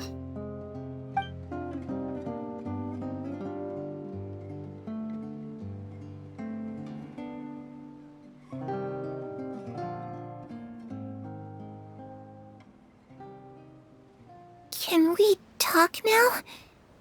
I've been waiting for a super long time. You really are Perrie, aren't you? I haven't seen you in so long. How come you're all grown up? Wait, did I somehow travel to the future on accident? Or am I dreaming? What a long dream. Neither. You died, Clervie. That's what happened. You could have at least sugarcoated it a little. Look, she's so speechless. Oh. Okay then. Huh? That's it? You accepted it just like that? Yep. If that's what Perrie says happened, then I believe her. Perrie wouldn't lie to me. Plus, I don't really need to know why I'm like this. I'm more curious about what happens in the future. If you're a harbinger now, Perrie, that means Mother is gone, isn't she? Can you tell me about it? I want to know what happened to her. And to me. You never stopped trying to defy fate. At first, no one believed you. You could only vent your frustrations to the moon. In fact, you often sought comfort in the night sky. You wanted to see the aurora, so one night we promised each other we would go to Snezhnaya to see it together. Later on, you tried to run away, but you were brought back each time. Mother spared your life, but it wasn't out of kindness. Instead, she decided to make an example of you by slowly torturing you over time. That way, the other children would know what happens to traitors. Still, you never gave up. Mother hoped that through ruthless duel after ruthless duel, she would be able to crown an ultimate victor among the children she raised. But you called on everyone to unite, to fight to a draw in order to reduce casualties. Your efforts may have only delayed the inevitable, but still. You gave them hope. You tried everything you could think of, but every attempt ended in failure. Still, you never turned your sword on Crucabena, and you never turned it on me. On that gloomy day, you told me, for the last 16 years of my life, I've done everything I can to fight for freedom. But now, I realize that the only freedom I truly possess is the freedom to choose to die. I never imagined I would say something like that. I must have been feeling really worn down, but somehow, I still think I understand. According to Mother's plan, only one of us was going to make it until the end. And I always hoped that person would be you. If I could do it all over again, I still don't think I would make a different choice. Even when I first met you, I knew you'd be able to do what I couldn't. Is that so? Even now, I'm not sure I truly understand what kind of freedom you are trying to pursue. But as the head of the House of the Hearth, and as the children's father, I've tried to give them the most basic of freedoms. The freedom to choose their own fate. It's something I discussed with the Iudex of Fontaine. The children who want to leave the house will have their memories wiped clean of all secrets pertaining to the organization. In return, they will be allowed to live a normal life in Fontaine without being prosecuted for their past. Of course, I won't simply hand freedom to them on a silver platter. They have to fight for it and prove themselves worthy of it. Only freedom that is earned has true value. That's more than enough. That's exactly the kind of life I was fighting for. You know, Perrie, I think you're a pretty amazing king, and a really great father, too. I'm really happy that you're the one who took over the house. I guess I do have one regret, though. I still haven't seen the outside world. Well, it just so happens that our dear guests over here have been to many nations and traveled to countless places. Perhaps they would be willing to tell you what the outside world is like. Really? Of course! We've traveled all over the place. We've got so many stories, we could probably talk your ears off for 3 days straight.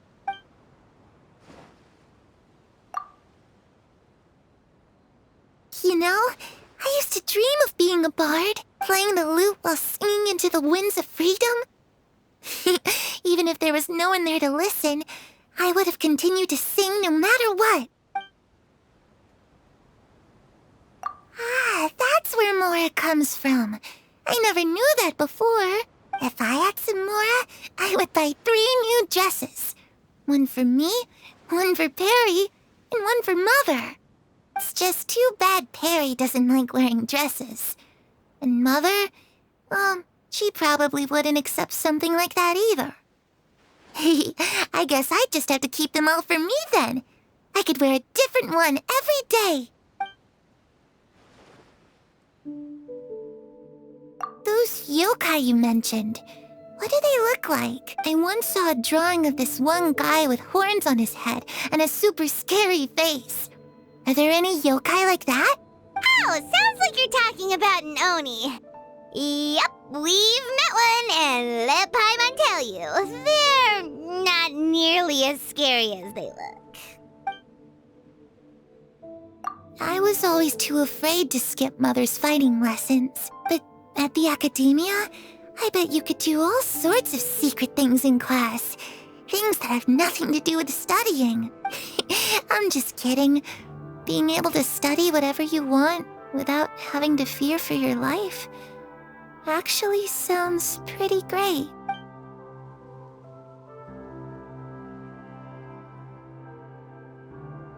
The situation was super dangerous. Lyney and Lynette were accused of committing a crime, and they were going to have to stand trial at the Opera Epicles. Oh no, that must have been hard for all of you. What happened next? Don't worry, we were able to turn the situation around super quickly, all thanks to Detective Paimon, of course. How'd you do that? Come on, tell me. Okay, so it was like this. After the failed magic show, we rushed to the scene and...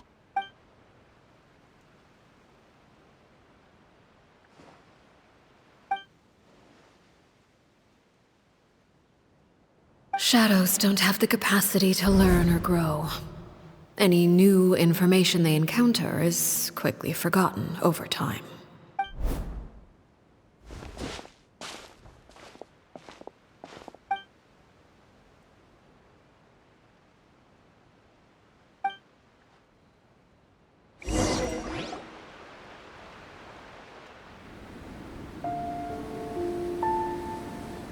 Clervie. You've worked tirelessly from the shadows to overthrow the House of the Hearth. Now, by my authority as the Knave, I shall announce how this matter ends. You are hereby expelled from the House of the Hearth. You are no longer tied to this place, nor are you bound by its rules. You're saying that I can finally leave? I get to experience the outside world as well?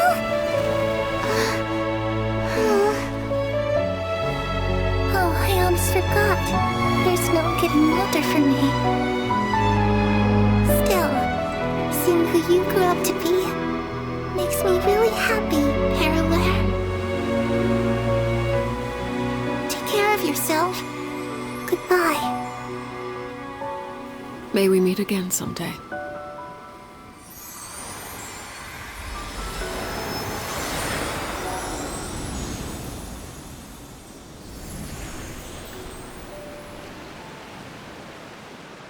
Clervie. She left so soon. Paimon didn't even get to finish her story. I also have certain sentiments left unsaid. I wanted to tell her that the aurora I saw in Snezhnaya was just as beautiful as the ones in the pictures. But a shadow's memories reset at dawn. Had we delayed any longer, we wouldn't have had the time to say goodbye. Whatever regrets may linger, let them be lost to the coming of a new day. Father? It's Lyney! Hey, Lyney!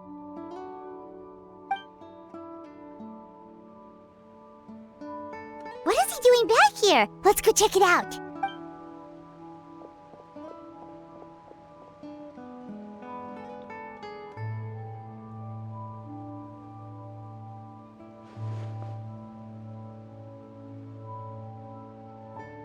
Father, the bottled flames have been administered. Filial and the others have left the house. And you? What have you decided? Thank you for giving us that choice, Father. But we never wanted to leave the house. It's the only home we've ever known. Lynette and Freminet feel the same way. They're recuperating back at the Hotel Bouffe d'été. But I decided to come back and tell you where we stood. I'm sure you're well aware of the expectations I have for you. I want you to follow in my footsteps and become the next king of the house. Yet you seem to have different ideas. I must admit, I'm rather surprised by your decision to stay. There's nothing wrong with choosing to live a quiet life. Leading this organization is a heavy responsibility, one not so easily carried by someone forced onto the throne. I just never understood what you saw in me. What made you believe I was deserving of that throne? You're brave, talented, and, most importantly, you cherish your family. You would do anything to protect them, even if it costs you your life.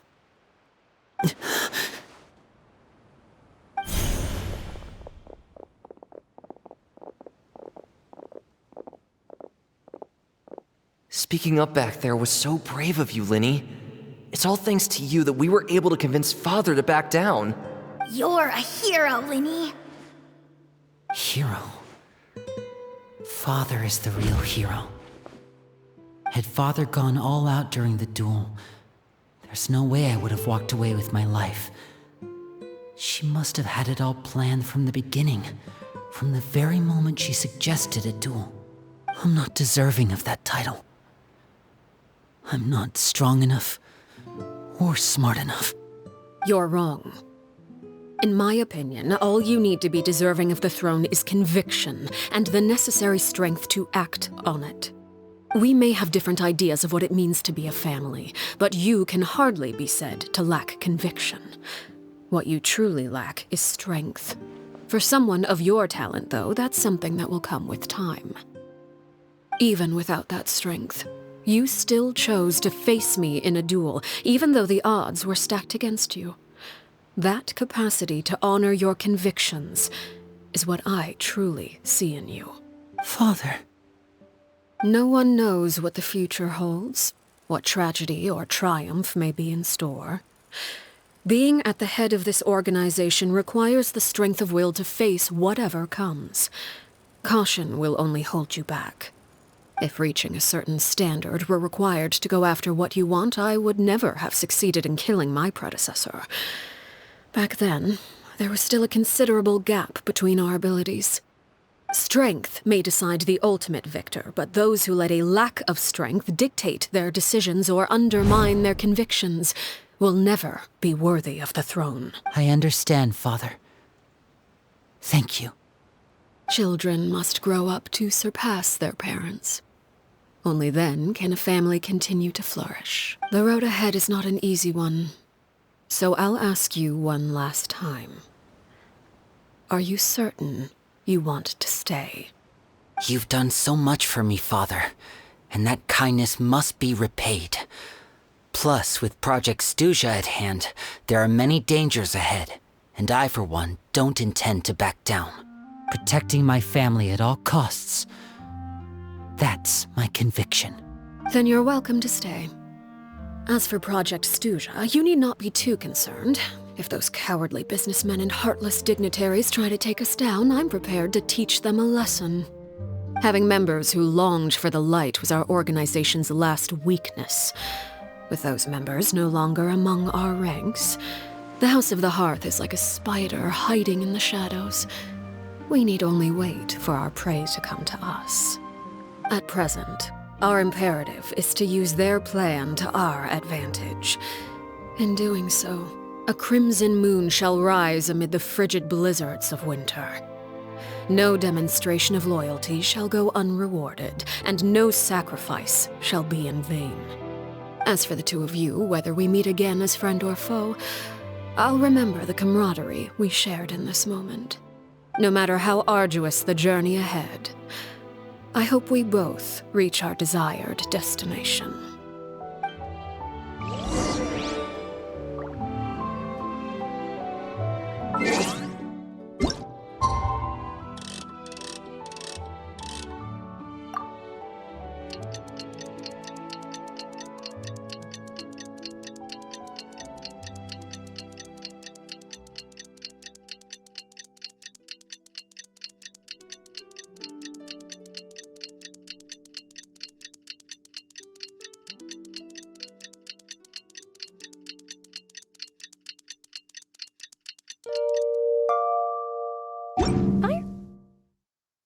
Are for now, but didn't Lyney say that?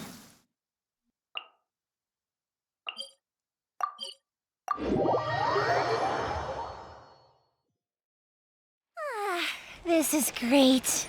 I feel